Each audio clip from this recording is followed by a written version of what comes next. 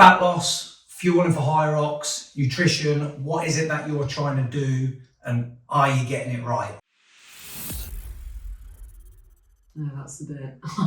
I think so many people, they see everybody in great shape at Hyrox, so it's like, I need to do fat loss. Yeah. And then they don't fuel their sessions. And then it becomes a mix of, am I training to get better at something or am I training to lose body fat?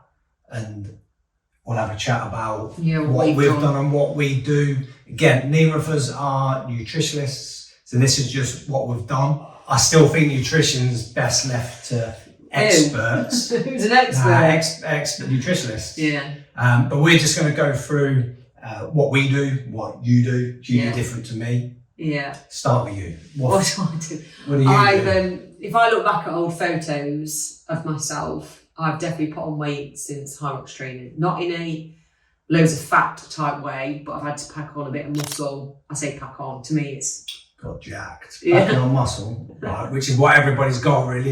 Build some muscle, it's uncomfortable for me because my shape's changed, not in a bad way, but it's been uncomfortable. But I also need the muscle to do the stronger weights.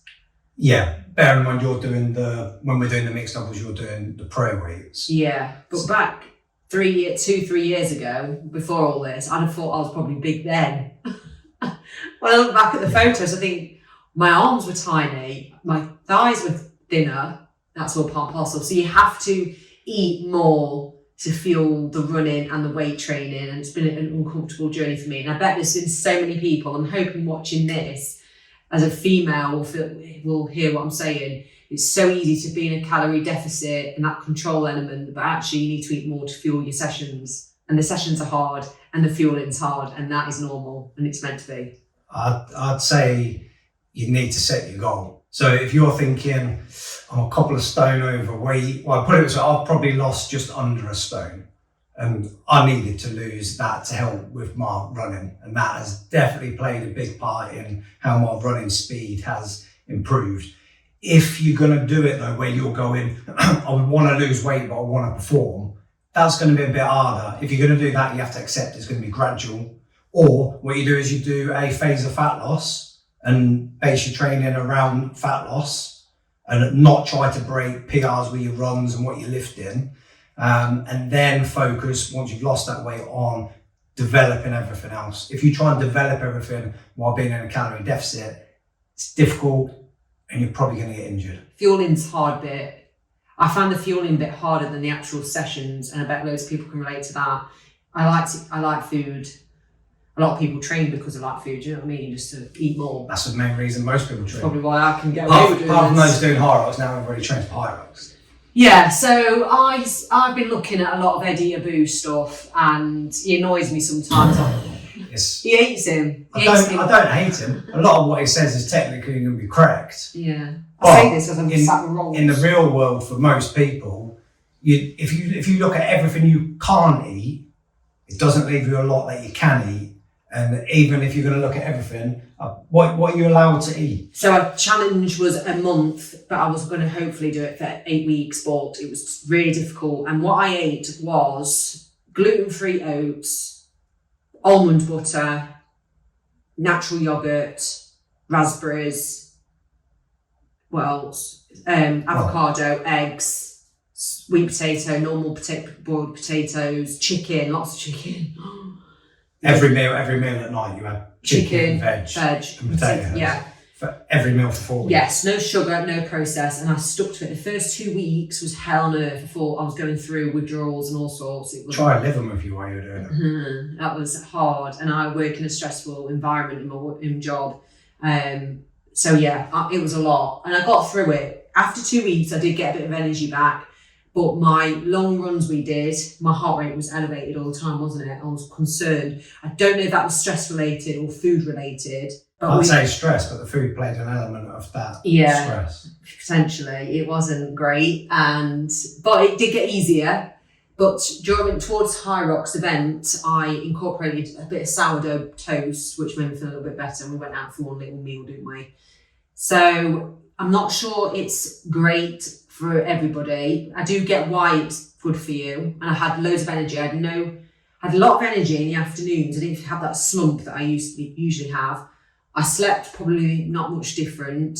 What else? And my skin was really clear because I started getting spots again, didn't I? Yeah, but that's from cutting out eating the rubbish. That's not from just eating. If you just still had rice and pasta and a load of other stuff that you're probably not supposed to eat, and you're probably not supposed to eat any tuna because there'll be too much mercury in it. You're not supposed to eat any fish unless it's line caught fish from Alaska, and the chicken you have to get from a farm in Devon. Yeah. If you're going to do everything properly, as such, it's so difficult to do that the normal person, I don't think they'd be able to afford to do it. No. If you actually ate how you're supposed to eat, it's so expensive. Eat how you're supposed to eat. Eat how you're supposed to eat. It's one, it's really expensive. Two, if you eat how you eat, it's boring as anything. Yeah, it was boring, but we didn't do anything in January, so I can slightly get away with it. But yeah, but as a long-term thing, you know, you couldn't do that. I feel like it did improve my performance.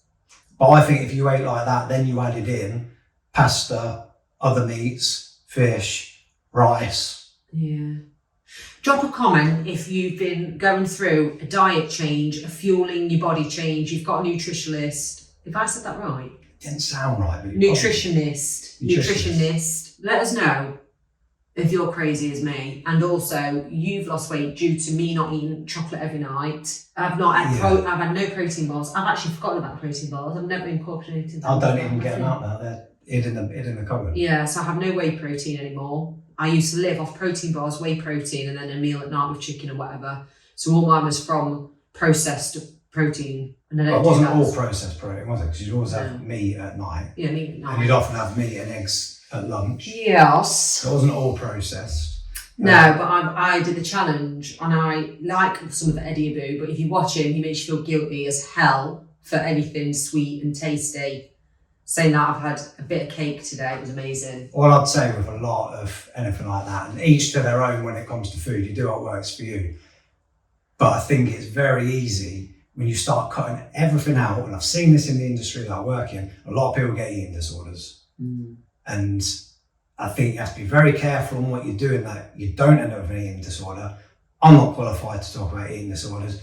You're more qualified than me because you've got had experience in that. Yeah, to follow, this is just a really shameless plug, but if you want to look at some of my past posts, if you follow me on frambella.84, I have talked about the eating problem that I've had in the past, and that is due to control issues, which a lot of people, when they're losing control in their life, they control food, what they eat, and that's exactly what I did. And I felt, this was a brave thing for me to do, and I felt elements of an eating problem coming because I was scared to eat a bit of bread again.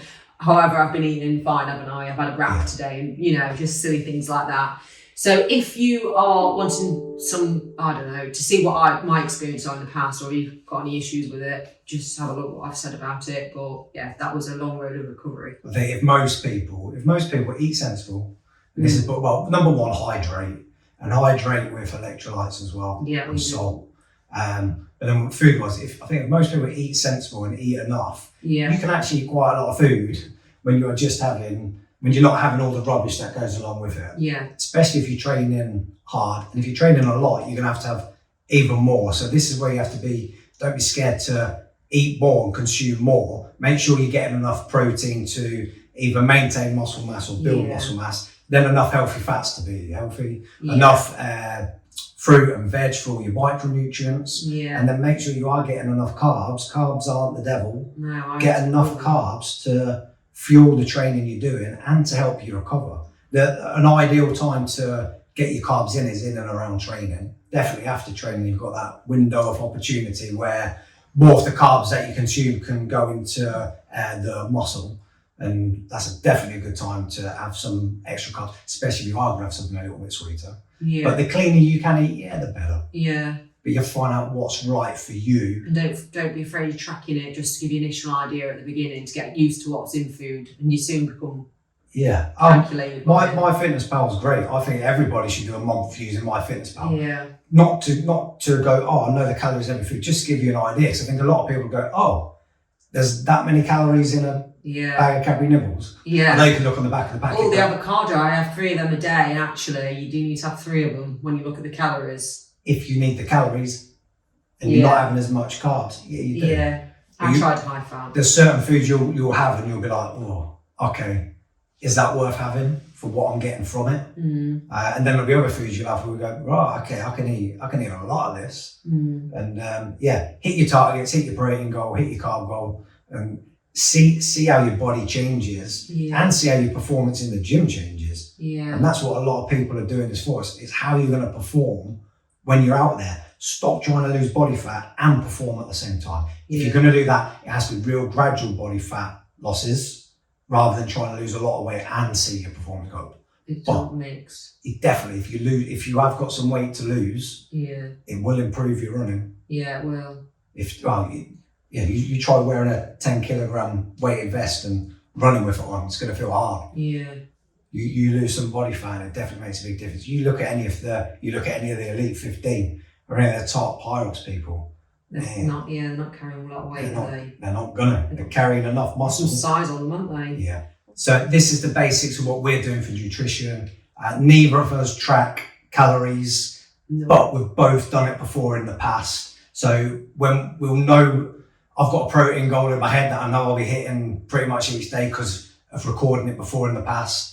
I'm still down the old school route of 1.6 to 2.2 grams of protein per kilo of body weight. Most people probably don't eat, but that's for a bloke. Yeah. And carbs, I just eat enough to make sure that I've got the energy and feel fueled to do everything that I'm doing, and then make sure I get some fats in there. The other thing that you make sure that you get enough of in your diet is fibre, which you're going to get from lots of vegetables, fruit. There's lots of different things you can add, like nuts and seeds and things like that. There's so much health benefits to getting enough fibre, and again, using my fitness pal, you'll soon see what this is. And I'll tell you what to search on YouTube. If you can look at other ones, there's some really good ones on gut health and fibre. And then, when you find that little thing where sometimes you go, all right, okay, I will eat that because I know it's going to help with this, rather than just going, I know I should eat my fruit and veg. If you watch some of the gut health videos and then you go, okay, this can have a big difference on my overall health, and your overall health is going to be your overall performance if you're hitting that fibre goal and getting enough veg and other certain foods that include it. And we've never tried sauerkraut, have we? It's not that easy to get. But fermented foods, you turn your nose up, fermented yogurt. Just sounds wrong though, doesn't it? Fermented. You were like, oh, I'm never going to have fermented yogurt. How much kefir do you have each? Yeah, it doesn't taste like that, does it? I thought it was going to taste like soil. If you've never tried kefir, I'm hoping that's how you say it. I make overnight oats with kefir. It doesn't taste the soil. No, it tastes nice. It does taste nice. I'll tell you what, I've just started drinking as well. And the first time I had it, it was horrible. Now I actually really like it. It's bone broth. So I get a powdered bone broth. At the moment I want a chicken one. It's just wrong. Don't wait for it to go cold or it's disgusting. You're making me feel a bit sick. Warm now, it's actually nice. Decent whack of protein, decent whack of collagen. Tag it loads of everything else. Yeah, and it's decent. Make sure when you're having your protein as well, that you have enough in one sitting. So for most people, it's going to be 25 grams plus. If you're only having 15 grams of protein, I don't think your body uses it as well as it could do for the reason you're having it. So make sure you're hitting 25 grams a go each time plus. And on that note, we'll wrap it up. And, that's our little chat on nutrition. Tell them about B6 and all the other vitamins. Oh no, not the let's not go through all of it.